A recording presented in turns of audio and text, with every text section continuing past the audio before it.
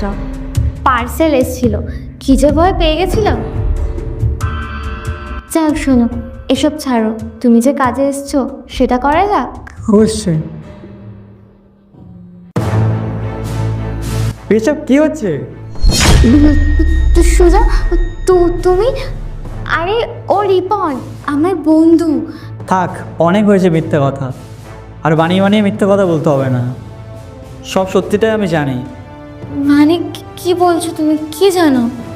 তোমার পুরো প্ল্যানিংটাই আমি রেকর্ড করে রেখেছি, দেখো। আরে বেবি, তুমি তো টেনশন কেন করছো? তুমি জাস্ট আরেকটু অপেক্ষা করো, কারণ ওকে আমি ডিভোর্স দিয়ে দেবো, তারপরে ওর 50% সম্পত্তি আমরাই নেব। আর তুমি এতটা নিচে নামবে আমি কখনো ভাবতে পারিনি। আমি কোন দিক দিয়ে তোমাকে অভাব দিয়েছে? না ভালোবাসা থেকে, না গাড়ি বাড়ি টাকা পয়সা থেকে,